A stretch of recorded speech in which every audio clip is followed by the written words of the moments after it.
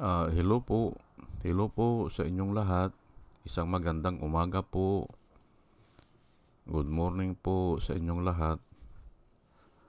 Ngayon po ay asingko. Asingko po ng Oktubre 2024. October 5, 2024. At ang oras po dito sa Los Angeles, California, mga kababayan, mga minamahal, ay alas 5:50 ng umaga, 5:50 ng umaga. At nais kong mag-vlog.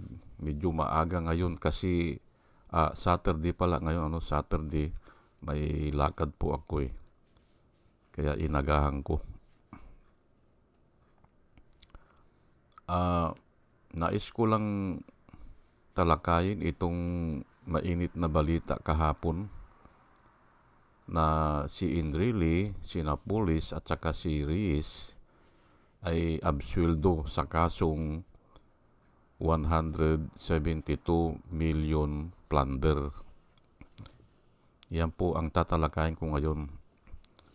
Mga kababayan, mga minamahal, Enrile, Napoles at saka si Reyes absuelto sa kasong 172 million plunder. Ayan po. Ay actually mga kababayan ay nakakalungkot talaga yan. Opo. Yung iba nagsasabi nakakaiyak. Opo. Yung namang iba ay nakakadismaya, sabi nila. Pero habang nagpapaliwanag ako, makakakuha pa tayo ng ibang description dyan. Opo. Hindi ko kasi maisip eh. Pero mamaya, habang dinidiscuss ko po, papasok po yan. Yung mga salita na nauukol dyan. Sa ngayon muna ay nalulungkot o nakakalungkot o nakakadismaya o nakakaiyak.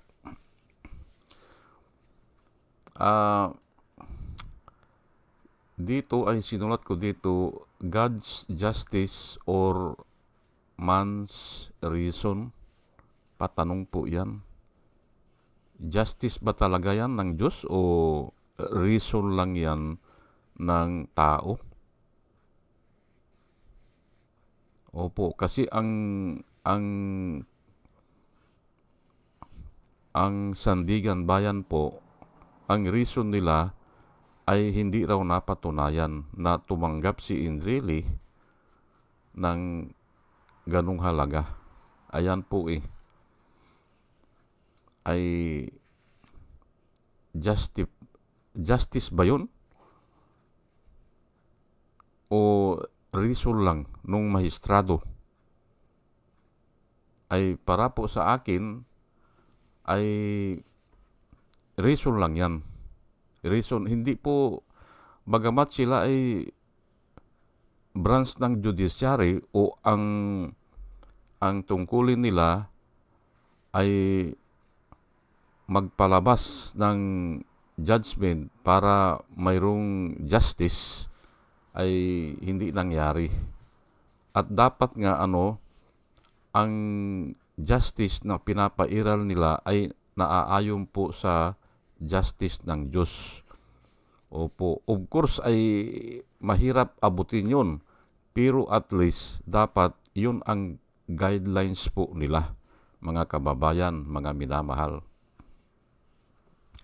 Ako ay nalulungkot, lubos na nalulungkot dahil sa ganyang desisyon.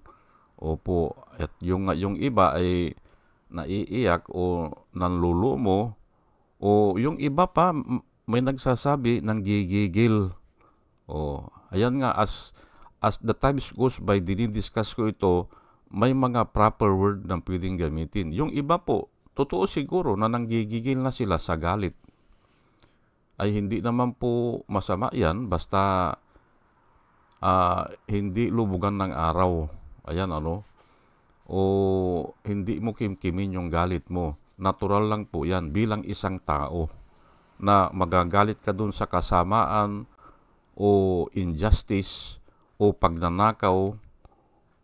Ganun po natural lang po yan. Pero nga, ang sabi ng Panginoon ay huwag hintayin na lubugan ng araw, and do not give the devil to have place in your heart. Yan po Pero natural po sa tao na magagalit sa mga injustice na nangyayari. Natural po yan.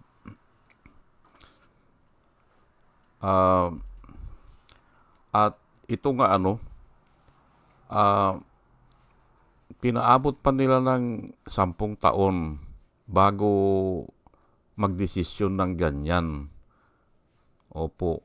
At napansin ko, itinaon nila na busy ang mga tao.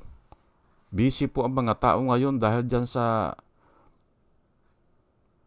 nagko-comment sila sa mga nagrehistro ng mga politiko, hindi ba? Yan po ang pinagkakaabalahan ng mga tao ngayon. Doon naman nila inilagay ang desisyon na ganyan. Na yan nga, nakakagigil o nakakapanlumo, nakakalungkot o nakakaiyak. Yan ganyan. Talagang walang maasahan. Opo, walang maasahan sa justice ng tao. Na tayo ay umaasa, hindi ba? Kaya tayo naglagay ng mga hurado o mga mahistrado para may maasahan tayo na sumbungan. Opo. Yang Sandigan Bayan po ay created yan, special court po yan para sa malalaking tao, yung taong gobyerno.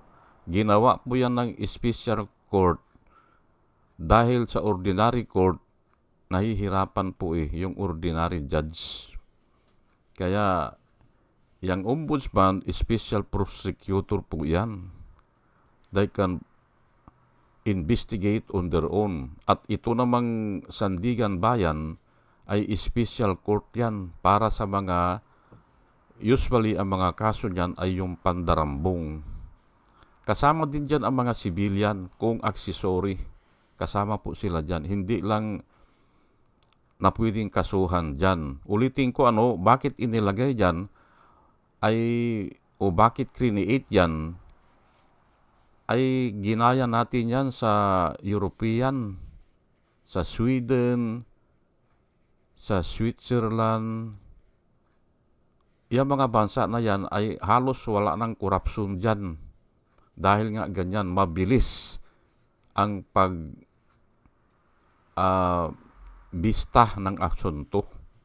Mabilis kasi nga special special court po yan Pero bakit ito inabutan ng 10 taon? Di ba? Kaya injustice na po yan.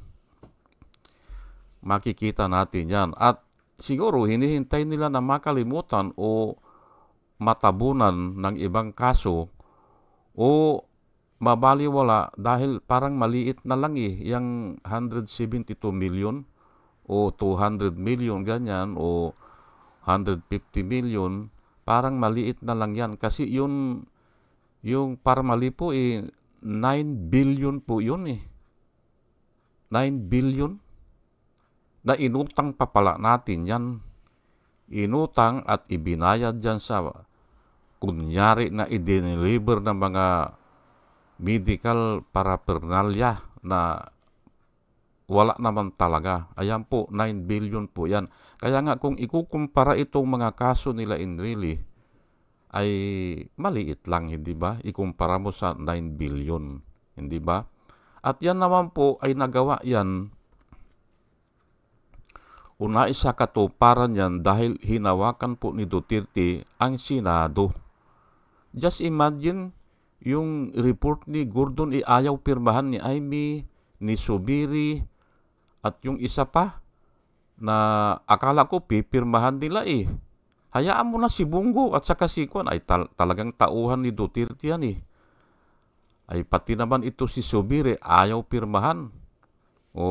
Dahil daw naandun daw ang pangalan ni Duterte.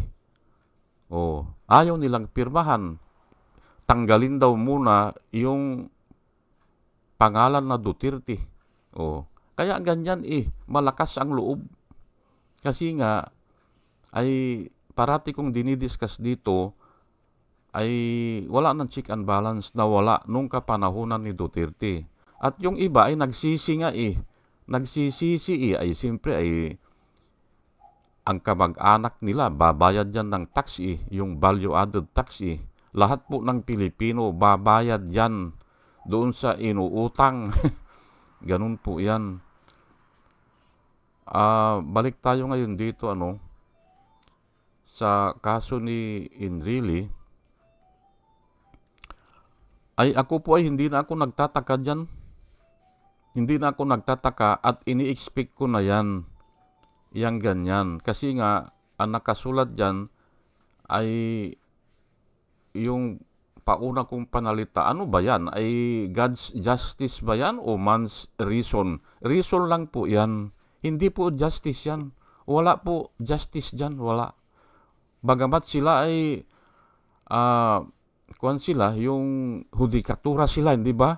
Branch sila ng government na hudikatura nga ay pero walang justice po dyan. Nagbigay lang sila ng reason nila. Yun ang reason nila. Bakit hindi nila hinatulan ng guilty? Yun ang reason nila. Ay lahat po kasi ng tao pwedeng mag-reason Lahat ng tao po kahit anong pwede po. Opo.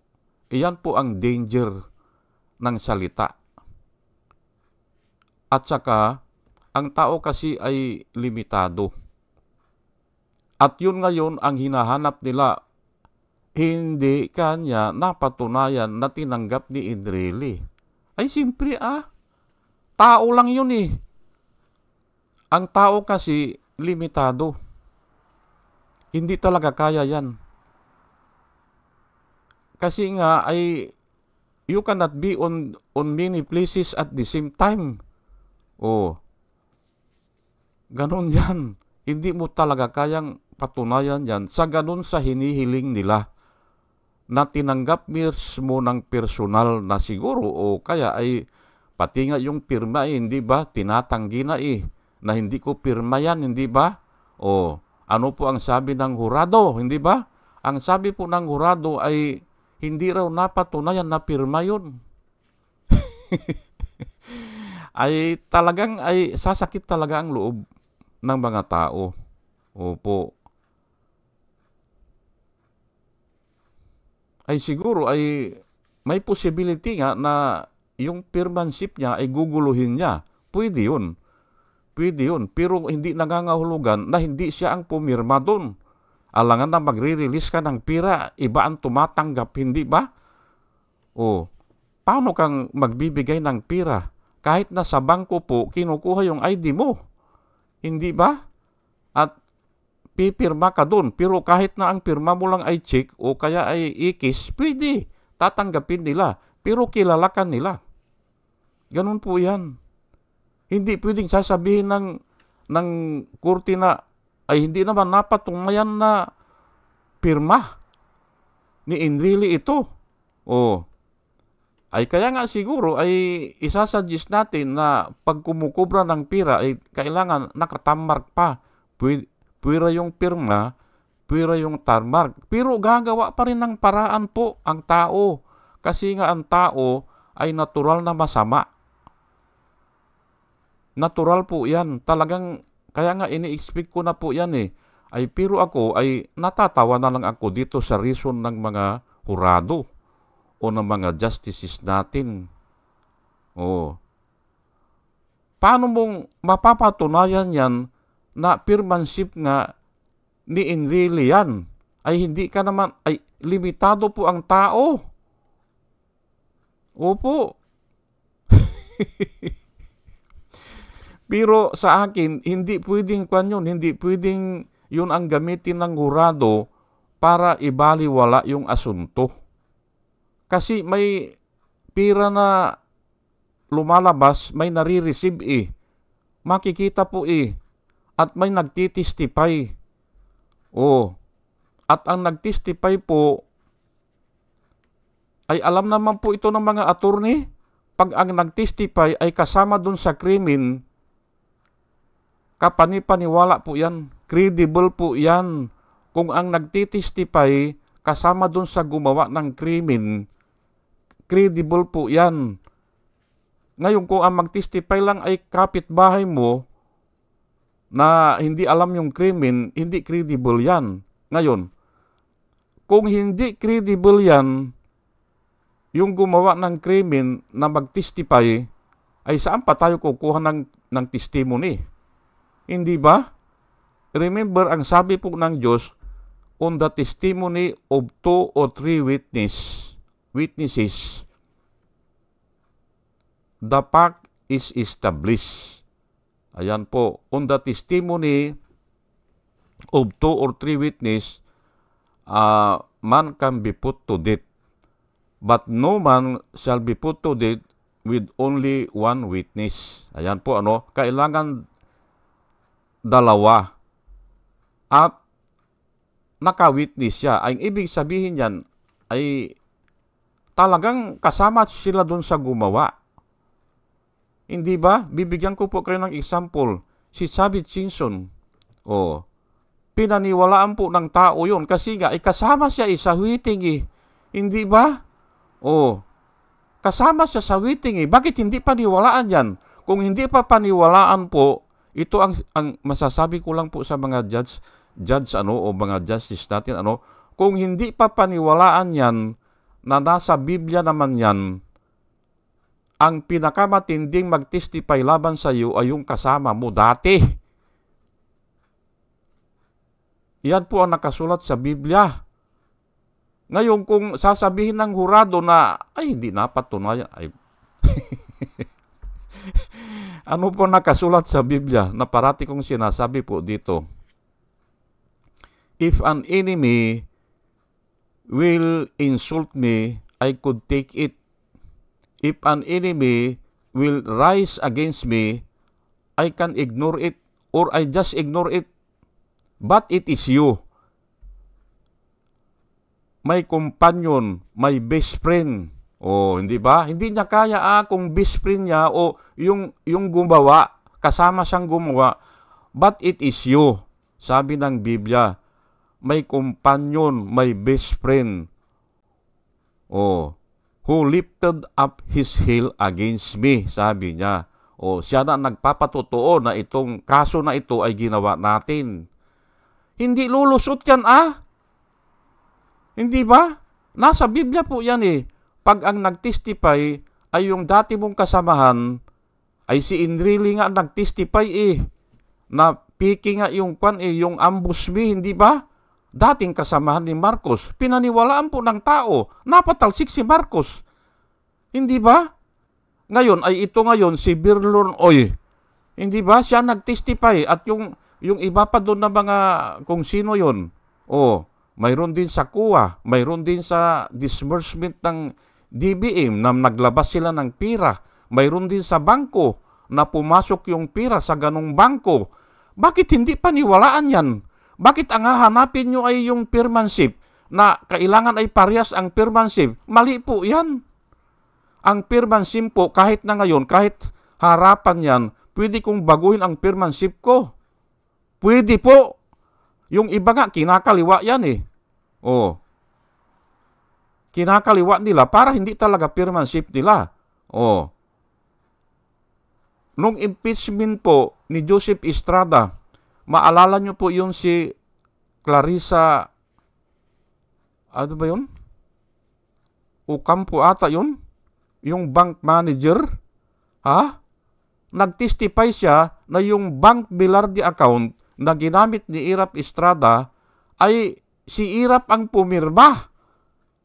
Kasi ang sabi niya ay standard operating procedure yan pag bagong account at malaki ang pira na idideposito ay kinakausap po namin ang bank depositor. Sabi niya.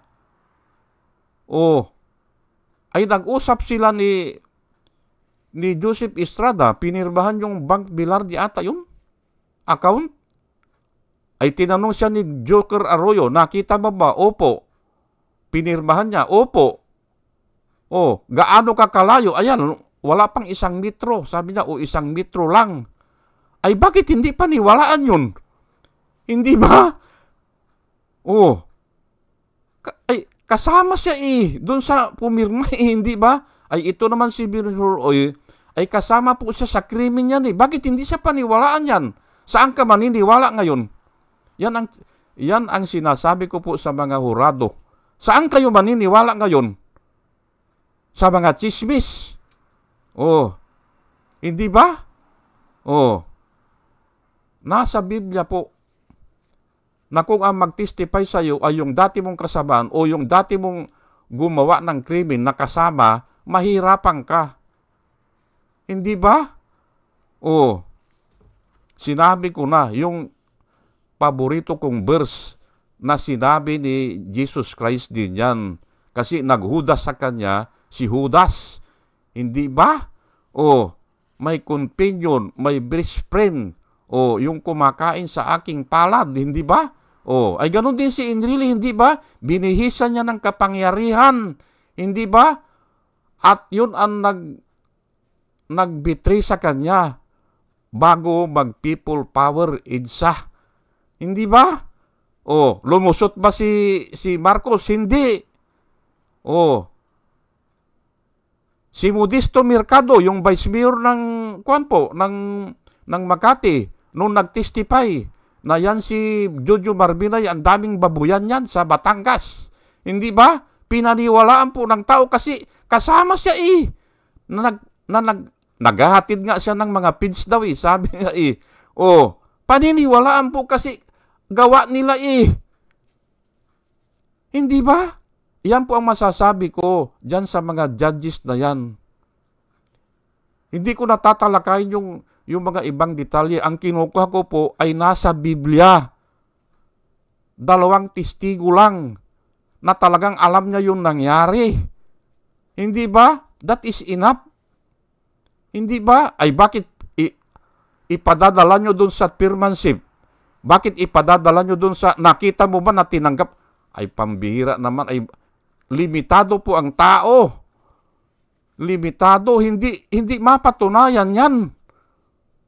Kahit mamatay na ang tao, mahirap patunayan yan na tinanggap niya yung pira. Pero ay kung naandun sa bangko niya, hindi ba? Kung yumaman siya, ay naku naman, sige po at bago tayo magtuloy-tuloy ay kukulangin po tayo ng oras ay ito muna, pasalamatan ko po muna itong subscriber po natin. Bago tayo magpunta doon sa Bible verse. Opo. Ito po si Rosana Narumi ng Japan. Salamat po sa inyong lahat. Al-Ulalya ng Bacolod, Pampanga. Salamat po. Librager. Ito po yung batch number 1 kasi A5 ngayon Librager, Alex Sarmiento, Dolor Garcia ng Milano, Italy, Nana Antibi ng Bahrain, Will Utaib ng Laguna, Nelson Balyaran, Julia Magbanua ng Singapore, Andre Deliver, Arnold Fernan ng Cebu, Larry Narvaez, Josalan, Elenita Skrapler ng Germany. I hope I pronounce your name correctly.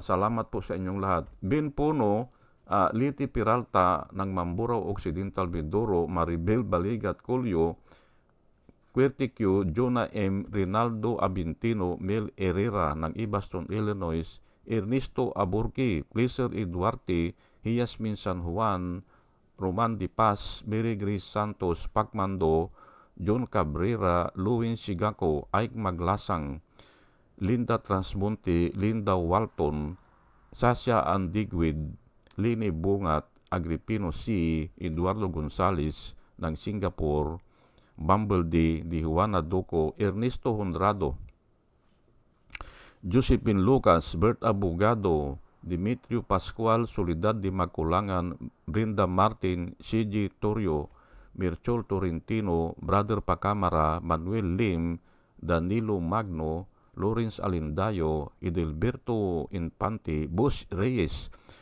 Paul Vincent Lim, Sonny Gaya, Rufino Baldos, B.T. Velasco, William Ilay, John D. Cinco, Victorino Ripran, Norman Nabatar, Bonifacio Avila, Danilo Magno, Carl Alman, Salvi Ibanez, Domus Ticton, Tibtib Mercado, Bernadette Francisco, Yoser P.O., Cyril Andres, Herminil Dugardi, Robin Delpin, Mama Gina, Lanzo Mintak, Leonardo Asibis at saka si Jose Tosi. Salamat po sa inyong lahat.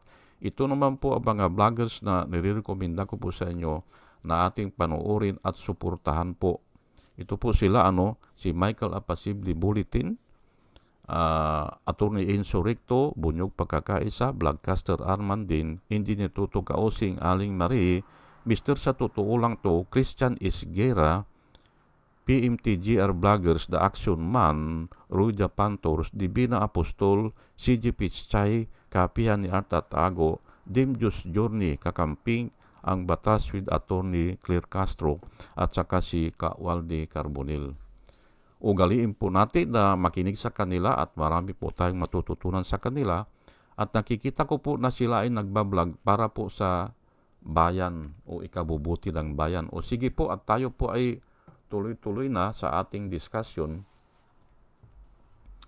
Yun lang ang sinasabi ko po, pag ang mag-testify po ay yung kasama sa krimen, matibay po yan. Labanan nyo po yan. Lahat ng abogado alam yan. Lahat po. Aywan ko lang ito mga justices. Bakit? Ay sa bagay, reason lang naman nila yan, hindi ba? Anybody can give reason, hindi ba? Pero yung reason na yan, hindi po hindi naaayon sa panukala ng Diyos. Opo, malayo po 'yan. Ito po ang ito po ang Bible verse na i-share ko sa inyo, Romans 12 verse 19. Do not take revenge, my dear friends, but leave room to God's wrath.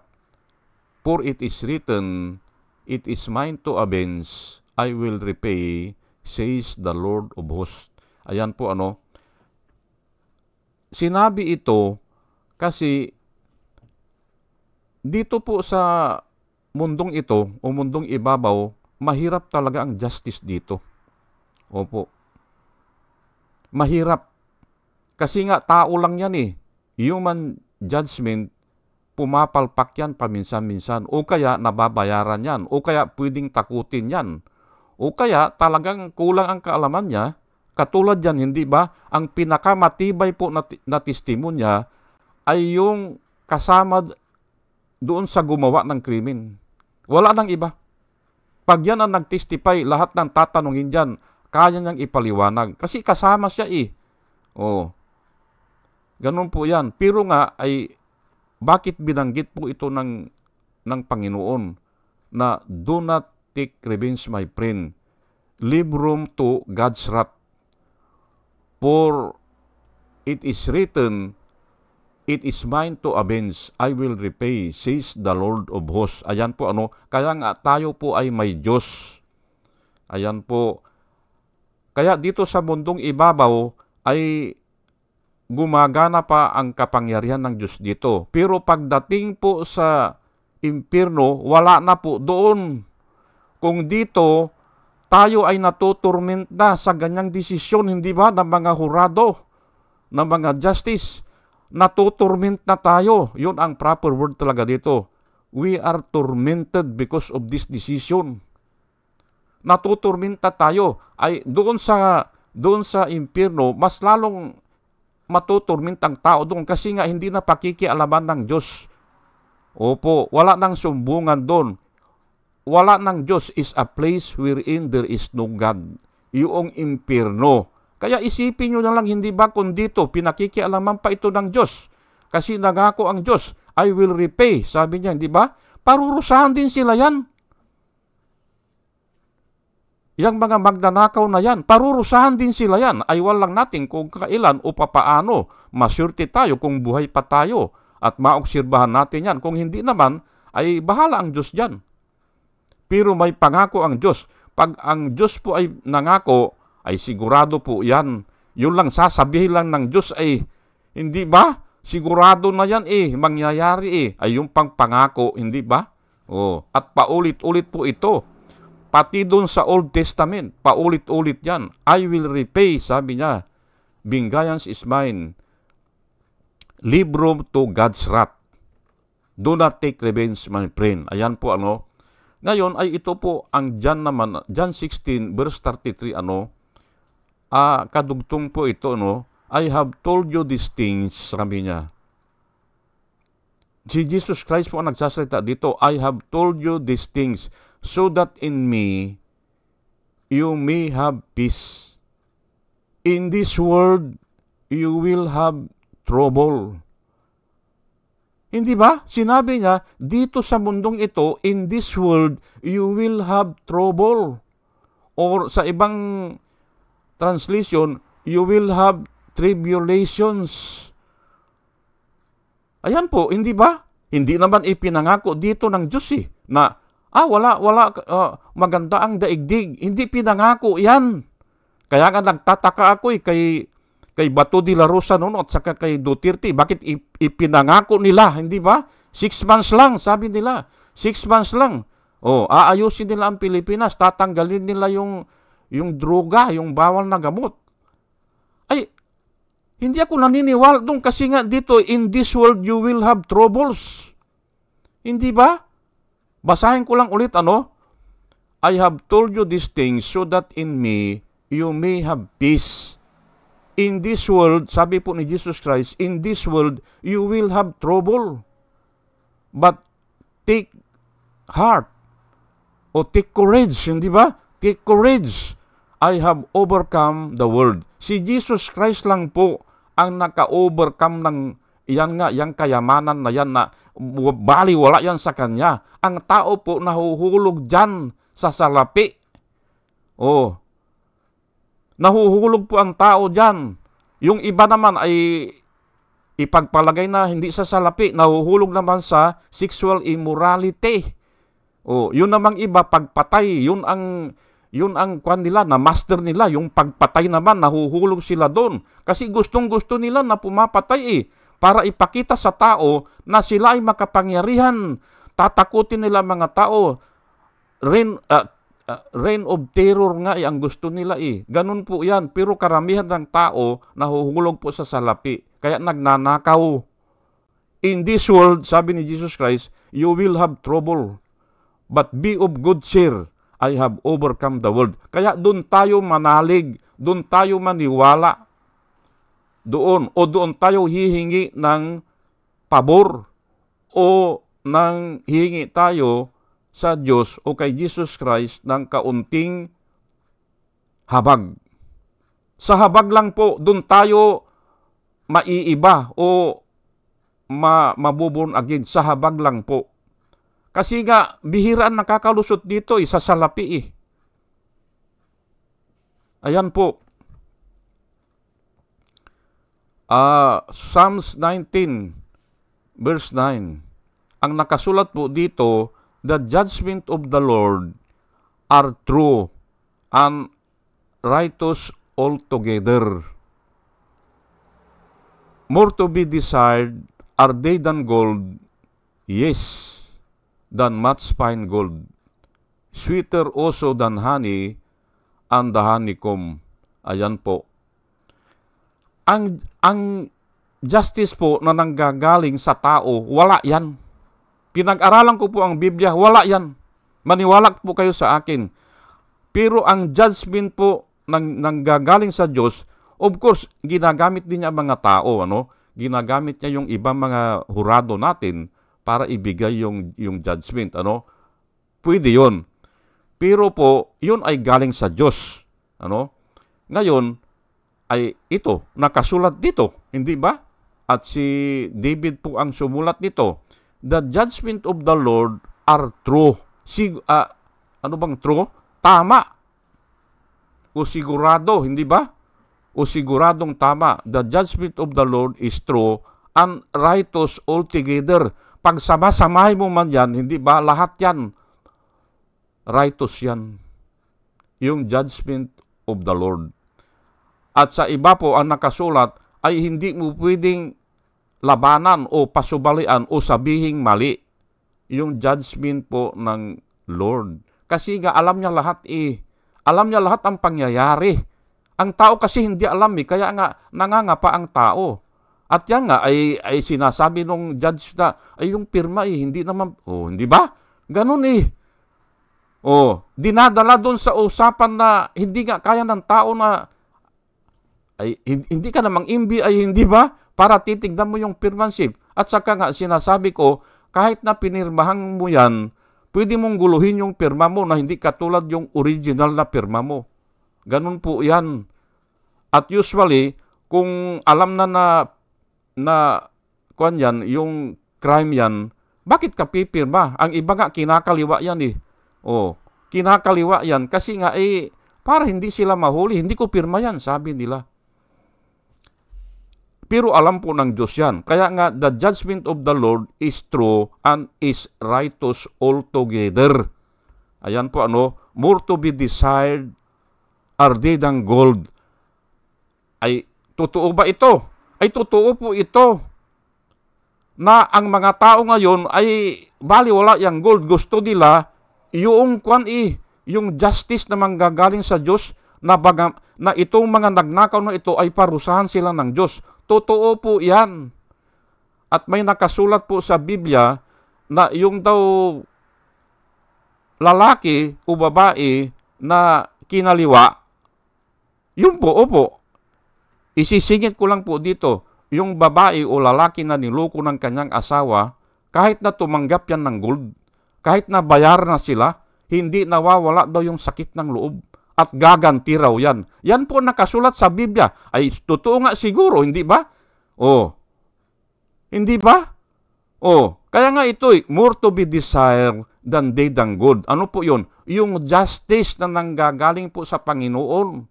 Hindi dyan sa nanggagaling sa mga hurado na kung tawagin natin ay mga honorable, hindi po? Hindi po honorable yan kasi nga ganyan nababahiran sila ng yung iba dyan tumatanggap po ng salapi hindi ba? Ayan po, natatakot, pwedeng takutin, pwede rin magkamali. Hindi ba? More to be desired than gold, than much fine gold, yes. Medyo hindi itong kwan niya, hindi itong honeycomb, hindi ganyan ang kwan dyan, yung sa original. Sweeter than honey, than the dripping of honey in the honeycomb.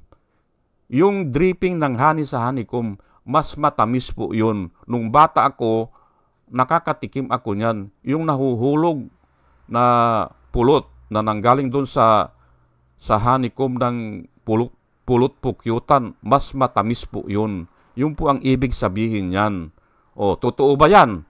O hindi? Ay, totoo po yan kasi nakasulat yung judgment ng Diyos, yun po ang matamis. Kung parurusahan na sila yan, hindi ba? Ganun po magtiwala po tayo sa Panginoon, hindi ba? Huwag po tayong mawalan ng pag-asa. Bagamat tayo ay natuturment na, hindi ba? Dahil sa ganyan mga desisyon, paparusahan din yan. Yung mga hurado na yan, mga justices na yan, hindi ba? Kung tawagin sila ay mahistrado, hindi ba? Ay, tao lang yan hindi ba? Huwag po tayong masyadong magtiwala o ang word dyan mag-incline sa kanila. Mag-incline po tayo sa justice ng Panginoon. Yan po ang nilalaban ko dito. Para hindi po tayo maturment o iiyak o mawalan ng pag-asa. Ako nga, ang nararamdaman ko sa kanila nahahabag po ako sa ganyang mga tao. Nahahabag po ako. Kasi po, hindi sila nakaalis doon sa Greece o doon sa slavery of sin. Hindi sila nakaalis. Kaya ganyan, nagsisinungaling sila. Hindi ba? Hindi ba? Ganun lang po yan. Nahahabag ako. Sa totoo lang po. Hindi ba? Kasi slave sila ng sin O, papatay sila ng tao, nangangalo niya sila. Ayan, nagnanakaw sila, hindi ba? At ito lang ba mga hurado? Ayan nga, hindi ba? Bakit ang isang nagtestify na kasama dun sa krimen ay walang kwenta? Hindi ba? Mali po yan. O, kung gusto nyo, i-discuss ko yan. Marami po akong verse na ganyan. At ang dami kong example na ganyan. O sige po, at hanggang dito na lang po at medyo mahaba-haba na rin po at dalayan ko po sa Panginoon sa ating pong pakikinig ay bigyan niya tayo ng wisdom yung mga nakikinig po. At muli mga kababayan, mga minamahal, ay isang magandang umaga po sa inyong lahat. Good morning po sa inyo. Hello at salamat po sa inyong pakikinig. Salamat po ng marami. Salamat po.